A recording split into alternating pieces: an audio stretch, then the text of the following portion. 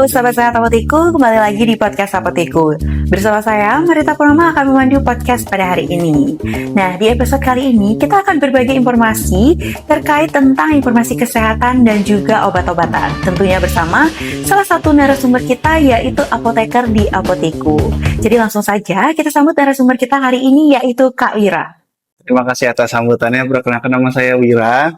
Saya sedang praktik di Apoteku Sukawati 2 dekat Pasar Seni Sukawati. Halo Kak Wira. Ya, halo. Gimana nih Kak kabarnya? Ya, cukup baik. Tapi ya semangat setungkar. Sedang semangat sekali untuk praktik. Ya. Kalau boleh tahu kesibukan Kakak akhir-akhir ini ngapain aja nih Kak? Akhir-akhir ini sibukannya mungkin manajemen di apotek tentu saja. Dan juga sebisa mungkin memberikan pelayanan yang prima untuk setiap sahabat apotekku yang datang ke sana. Seperti itu. Oke, kalau di apotek sendiri nih Kak, biasanya keluhan-keluhan yang sering dikeluhkan nih sama masyarakat di sekitaran Apoteku Sukawati 2 itu apa Kak?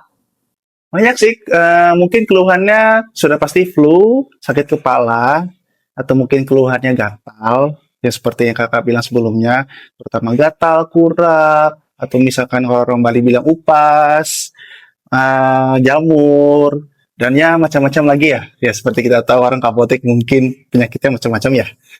Oke, pas banget Kak. Jadi hari ini kita akan membahas salah satu penyakit atau mungkin keluhan-keluhan yang sering dikeluhkan sama masyarakat yaitu terkait tentang penyakit kulit. Jadi akhir-akhir ini banyak banget nih Kak yang mengeluhkan tentang ruam, tentang gatal-gatal, tentang bercak-bercak merah pada kulitnya. Tapi emang benar Kak, kalau akhir-akhir ini tuh penyakit kulit emang lagi banyak dialami sama masyarakat Kak. Ya, karena kan Indonesia adalah iklim tropis ya, kadang hujan, kadang panas, tetapi banyak panasnya ya. Jadi kulit orang-orang kan semakin kering ya. Makanya dari itu ke apotek itu pada nyari kalau enggak krim jamur atau enggak kadang krim untuk pelembabkan kulit atau bahkan bisa nyari krim untuk antibiotik biasanya untuk mencegah infeksi. Kalau ngomongin masalah penyakit kulit, biasanya masyarakat itu sering mengalami penyakit kulit yang kayak gimana Kak? Macam Kak, ada yang namanya alergi, reaksi alergi gatal-gatal, ada yang namanya eksim atau dermatitis, atau mungkin kita bisa sebut karena kalau dia terkena jamur itu eksim, semacam eksim tetapi kayak kurap, betul, maaf, kurap, iya. Lalu bedanya eksim sama dermatitis itu apa? Jadi kalau eksim dan dermatitis gini, kalau misalkan dermatitis itu kan dia didominasi oleh lingkaran merah yang konsisten ya Kak. Jadi dia merah dari tengah sampai ke bagian pinggir itu tetap merah. Tetapi kalau eksim atau bisa dibilang kurap, itu dia perlahan-lahan akan makin membesar. Yang awalnya dari tengah merah, tiba-tiba dari tengah dia putih, tetapi yang paling ternotis itu bagian luar kayak cincin itu dia merah, bukan merah menyala, tetapi merah yang ternotis banget. Jadi seperti itu. Tapi kalau untuk orang awam sendiri nih Kak, kalau bukan dia dari dunia kesehatan, banyak yang ngira kalau semua penyakit kulit itu dibilang sama, itu benar atau enggak? Cukup bisa dibilang tidak ya, karena kan ada penyakit kulit yang disebabkan oleh bakteri. Itu yang pertama. Yang kedua, jamur. Itu sudah pasti karena kan kita iklim tropis ya. Sudah kering, tiba-tiba lembab. Ada yang terjadi karena reaksi alergi. Mungkin reaksi alergi dari penggunaan deterjen, sabun, atau mungkin penggunaan kain yang tidak dibersihkan, atau mungkin makanan. Ya, alergi itu banyak sih penyebabnya. Cuman tidak sama. Kalau misalkan alergi, jamur, dan bakteri itu tidak sama. Tuh. Oke, tapi untuk orang awam nih Kak, untuk penyakit kulit, kayak misalnya penyakit kayak jamur, dermatitis, eksim yang Kakak bilang tadi, itu dikira sama masyarakat. Itu gimana nih Kak? Cara mengedukasi Kak? Ya, jadi kita harus lihat dulu. Sebenarnya gini Kak, orang kalau misalkan gatal, itu sudah pasti mengira dia gatal. Ada yang dia berpengalaman, oh pakai obat salep anti jamur, kalau karena gatal pakai dia anti jamur. Ada yang karena oh kemarin aku pakai gentamicin, pakai antibiotik lain misalkan neomycin atau misalkan pakai mupirocin. Ya dia pakai itu nanti atau enggak kalau misalkan dia biasa pakai cetirizine dia minum cetirizine untuk mengatasi gatal. Padahal beda-beda karena kalau misalkan dia karena jamur ya seperti saya sudah bilang sebelumnya itu dia kan lingkaran merah tetapi di tengahnya putih. Cuman dari pinggir-pinggir lingkarannya itu merah yang ternotis gitu Kak, berarti notis banget. karena tengah dan pinggirnya tuh beda warnanya. Tapi kalau misalkan karena dermatitis, kalau alergi biasa kan macam-macam, ada yang bentol-bentol, ada yang lingkaran besar merah agak menyebar gitu. Cuman kan bedanya yang merah alergi sama yang karena jamur kurap itu tadi kan, kalau kurap dia konsisten di situ aja. Dia kan perlahan akan melebar. Cuman kalau misalkan karena dermatitis itu dia agak tidak terkontrol ya, karena itu adalah reaksi imun tubuh. Cara tubuh mereaksi benda asing di tubuh seperti itu. Kalau kalau misalkan dia infeksi, mungkin ada sensasi seperti rasa gatal yang luar biasa atau mungkin ada keluar nanah seperti itu. Oke, lalu cara kita mengetahui penyebab penyakit kulit itu sendiri gimana, Kak? Ya, balik lagi kan kita harus menghormati profesi dokter ya, karena kan dokter adalah salah satu nakes yang bertanggung jawab untuk melakukan diagnosa. Kalau misalkan pasien tersebut tidak tahu ini penyebab gatalnya karena apa, ya saya bisa sarankan untuk memeriksakan diri ke dokter, karena gatal itu benar-benar respon alami tubuh. Kulit itu benar-benar salah satu organ yang paling jujur. Kenapa saya bilang jujur? Karena dia hanya bisa merasakan gatal dan juga mengeluarkan warna merah. Itu saja yang dia bisa beritahu kepada kita. Kita taunya gatal, kita taunya merah. Padahal itu bisa jadi karena jamur, bisa jadi karena alergi, atau bisa jadi gara-gara kita ada luka, kita tuh menggaruk terlalu keras sehingga dia ada infeksi. Jadi orang kadang gatal, cari deh obat yang apa, salep jamur, klapanak atau ketoconazole, miconazole, atau mungkin yang lain. Atau misalkan dia biasa minum cetirizine atau loratadine, udah aku cari itu aja. Padahal kan kita tidak tahu dia gatal karena apa. Itulah kenapa kalau misalkan gatal dan tidak ingin ngambil risiko, saya sarankan ke dokter kalau ingin benar-benar tahu gitu. Nah, untuk aku sendiri nih, Kak, kalau misalnya gatal itu pasti aku garuk, Kak. Itu sebenarnya dapat dampaknya itu apa, Kak? Jadi gini, sebenarnya kalau nyebar atau enggak itu tergantung progresif dari penyakit kulitnya.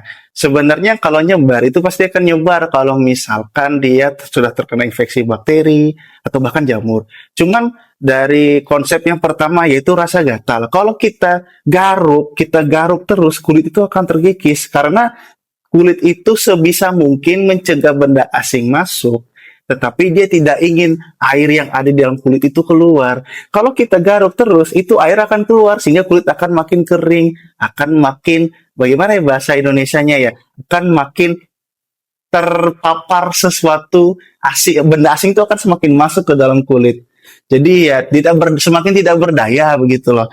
Karena dia harus garuk terus, karena kulit itu secara biologis mempertahankan dirinya dari benda asing dan mencegah air untuk tidak keluar. Kalau kita garuk terus ya memarnya kan makin lebar, merahnya akan makin meluas, atau bahkan yang paling buruknya itu nanti ada infeksi kalau misalkan luka, atau bahkan kulit akan kesulitan untuk mempertahankan kelembapannya karena kita garuk terus seperti itu. Jadi kalau gatal sebisa mungkin jangan digaruk dulu deh.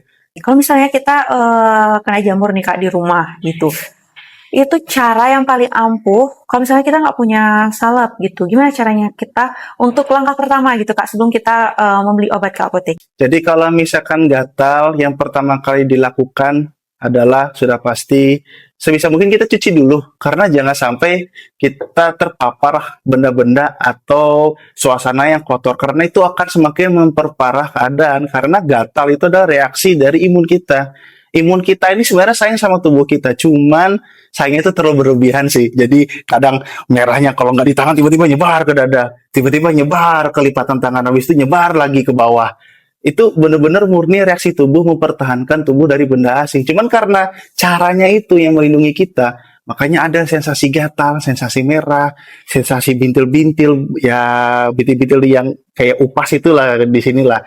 Makanya kayak kalau misalkan itu terjadi, sebisa mungkin kita bersihkan dulu kulitnya. Kalau memang misalkan, aduh aku harus garuk, ini gatal banget, ya mungkin coba dulu cari di rumah apakah ada obat yang namanya antihistamin.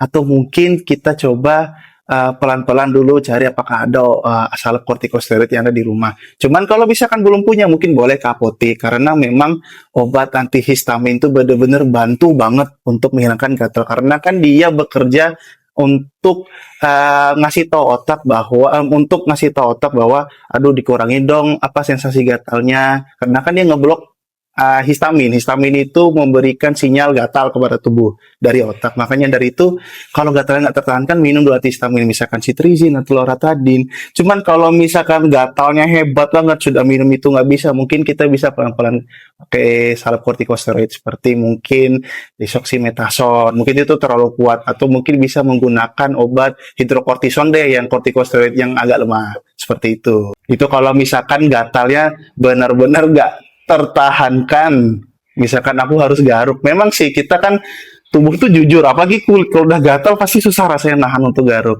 Tadi kan kakak bilang boleh dicuci kak. Kalau misalnya kita kayak tap-tap gitu pakai air hangat, itu bisa bikin infeksi nggak kak? Karena kan misalnya nanti udah ada nanah-nanahnya kayak gitu, itu bisa bikin infeksi nggak? Kalau pakai tap-tap air hangat itu sih kan gini, biasa konsep air hangat atau air yang mungkin dengan suhu tinggi itu membuat kulit agak sedikit kering, yang mungkin kalau misalkan pernah mandi air hangat atau air yang bikin rileks tubuh itu pasti kalau kita ngelap pasti kering rasanya kulitnya, itu akan membuat kulit kering gitu kak. Jadi kalau misalnya kulitnya kering itu bahaya karena kulit tidak lembab, dia tidak bisa mempertahankan dirinya, karena kan kelembapan itu garis pertahanan pertama dari kulit. Kalau kulit itu tidak lembab maka dia akan sekali rawan, dia akan selalu terkikis, sehingga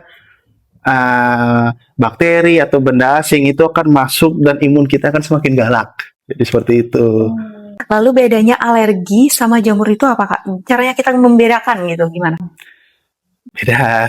Karena kalau misalkan kita menganggap infeksi karena alergi, itu kalau kita menggunakan obat misalkan kortikosteroid bahaya, nggak akan sembuh nanti infeksinya, kita malah menekan imun kita. Konsepnya obat kortikosteroid itu adalah dia mengurangi supaya imun kita itu nggak terlalu berlebihan, sehingga dia dapat mengurangi sensasi seperti gatal atau merah tadi. Tapi kalau misalkan diketahui bahwa sensasi gatal atau nanah itu muncul karena infeksi berdasarkan mungkin diagnosa dokter, maka biasanya harus dihindari kortikosteroid, atau bahkan biasanya memang ada ya kombinasi kortikosteroid dan juga antibiotik, tetapi itu kortikosteroidnya nggak tinggi, itu biasanya rendah karena memang fungsinya untuk meredakan rasa gatal dan juga merah tadi. Sama juga dengan jamur nggak bisa menggunakan kortikosteroid kalau misalkan gatal. Hati-hati karena jamurnya nggak akan bisa sembuh, nggak akan bisa mati kalau kita pakai kortikosteroid, yang dimana imun kita sedang berusaha untuk melawan jamur ini, kita malah tekan jamur yang menggunakan kortikosteroid. Jadi ya hati-hati, itu beda infeksinya gitu. Oke, kalau selain jamur dan dermatitis nih kak, biasanya penyakit kulit itu bisa disebabkan oleh faktor lingkungan atau ada dari makanan juga? Jamur itu sudah pasti paparan dari lingkungan luar, terutama kalau misalkan kita berinteraksi dengan benda-benda yang menghasilkan kelembapan tinggi, kayak misalkan sepatu atau kaos kaki atau baju yang belum pernah diganti. Jadi misalkan dia selalu berkeringat, dia selalu pakai baju yang sama, ya jadi seperti itu. Spora atau jamur itu akan semakin gampang tumbuh. Jadi kalau misalkan dia salah makan sih, jarang sih saya lihat kasusnya orang jamur karena makanan, biasanya sih kontak langsung sih dengan kulit seperti itu. Nah, kalau misalnya udah gatel gitu, kita kan pakai salep ya kak biasanya. Kalau misalnya kita minum obat itu bisa nggak kak? Jadi sebenarnya gini, saya boleh jujur-jujuran aja. Sebenarnya apotek itu gak selalu mementingkan bisnis. Kami juga harus mementingkan kesehatan kalian. Karena kalau misalkan kalian ke apotek dan tidak sembuh, kalian pasti akan komplain. Karena ini, kenapa saya direkomendasikan obat ini kok tidak sembuh? Jadi, kalau misalkan terkena jamur, itu biasanya paling optimal itu 2-4 minggu dalam menggunakan salep. Itulah kenapa salep itu cuma bisa bertahan sebulan. Karena tujuannya, ya mungkin karena memang dia sediaan semi solid sehingga dia rentan terkontaminasi, makanya cuma sebulan. Tetapi konteksnya adalah salep itu memang didesain, apalagi salep ketoconazole, miconazole itu digunakan selama 1 bulan, 2-4 minggu. Ada yang dikasih salep 5 hari, oh gatalku hilang, stop deh aku pakai. Nanti 2 minggu kemudian datang lagi jamur yang kurap lagi dia. Makanya dari itu saya sarankan kalau misalkan sudah diberikan salep, anti jamur digunakan 2 sampai 4 minggu, benar-benar dihabiskan kalau bisa salepnya, karena ya untuk mencegah ada infeksi lagi, karena kalau tidak ya nggak akan hilang, malah jadi mantan jamurnya. Jadi seperti itu. Oke Kak, kalau biasanya penyakit kulit itu sering dialami sama orang yang memiliki kulit yang cenderung kering atau mungkin kulit yang cenderung basah Kak? Oh, bukan. Oh, paru-paru basah ya. Seperti nggak, kayaknya bukan paru-paru basah, tapi kayak berkeringat G. Kalau misalkan berkeringat itu pasti akan terjadi biang keringat ya. Biasanya pakai biang keringat itu pakai pupur Aladin atau enggak pakai pupur apa namanya, asam salisilat, atau mungkin apa nama mereknya, Herosin namanya ya. Maaf kalau misalkan saya sebut merek. Biasanya menggunakan itu kalau untuk biang keringat, karena itu memberikan sensasi dingin. Karena biang keringat itu kan selain rasa bau, itu juga pasti kan ada rasa kayak gatal-gatal yang rasa bikin gerah gitu kan. Makanya menggunakan Kaladin atau enggak pakai pupur asam salisilat atau apa namanya, saya juga lupa itu. Saya juga harus belajar lagi sih kalau untuk terkait pupur untuk apa namanya, untuk biang keringat. Biasanya mentol atau enggak camphor. Biasanya untuk kandungan senyawanya. Kalau misalkan untuk orang yang kulit kering itu sangat amat rentan. Seperti saya bilang tadi, kalau misalkan kulitnya kering, otomatis artinya apa? Dia kehilangan air kulitnya. Kalau misalkan kehilangan air gimana? Kulitnya akan terkikis karena kulit itu punya semen. Semen itulah yang membuat batu bata itu kuat dan kokoh sehingga dia tidak akan bisa terserang. Karena kalau misalkan semennya itu nggak kokoh, batu batanya akan runtuh. Akhirnya apa? Orang bisa terkena penyakit kulit kalau kulitnya kering. Seperti itu. Makanya jangan pernah remehkan produk-produk untuk melembabkan kulit, karena dia adalah ujung tombak pertama dalam kesehatan kulit. Jadi kalau misalkan orang menganggap sepele salep atau skincare untuk melembabkan, itu salah. Jangan, karena mereka sedang investasi untuk mencegah apa tadi namanya, penyakit kulit itu datang ke dia. Karena dari awalnya kulit kering pasti akan ada sensasi gatal, karena itu reaksi tubuh. Dia garuk terus, mana kulitnya kering, mana air, kehilangan air kulitnya. Jadi ya seperti itu. Oke, mungkin pertanyaan terakhir dari aku nih Kak. Untuk masyarakat yang ada di sekitaran Apoteku Sukawati 2, mungkin ada nggak sih pesan untuk masyarakat di sekitaran Apoteku Sukawati 2? Kalau ingin mungkin konsultasi atau mencari obat, itu bisa langsung datang ke Apoteku Sukawati 2 Kak. Boleh. Jadi yang saya bisa sarankan untuk masyarakat di sekitar Pasar Seni Sukawati adalah, kan di sana sangat-sangat berdebu ya. Tidak usah berdebu deh, di sana sangat panas. Jadi kulit gampang sekali kering. Maka dari itu kalau misalkan ada kurap, ada gatal atau enggak upas, jangan langsung digaruk ya. Pelan-pelan dulu, ke apotek aja dulu nggak apa-apa, tanya aja dulu nggak apa-apa. Walaupun ujung-ujungnya ya nggak beli pun nggak apa-apa. Yang penting silakan datang ke apotek, karena saya sendiri sebagai apoteker di sana kan siap dah membantu menjawab pertanyaan atau mungkin ingin rekomendasi salep apa yang digunakan atau pelembab apa yang digunakan, silahkan, karena memang mencegah itu lebih baik daripada mengobati. Cuman kalau ingin diobati, silahkan datang ke apoteku, karena kami siap melayani kalian. Terima kasih. Wah, jadi pembahasannya sangat lengkap ya, sahabat sehat Apoteku. Jadi itu tadi pembahasan kita bersama Kak Wira terkait tentang penyakit kulit.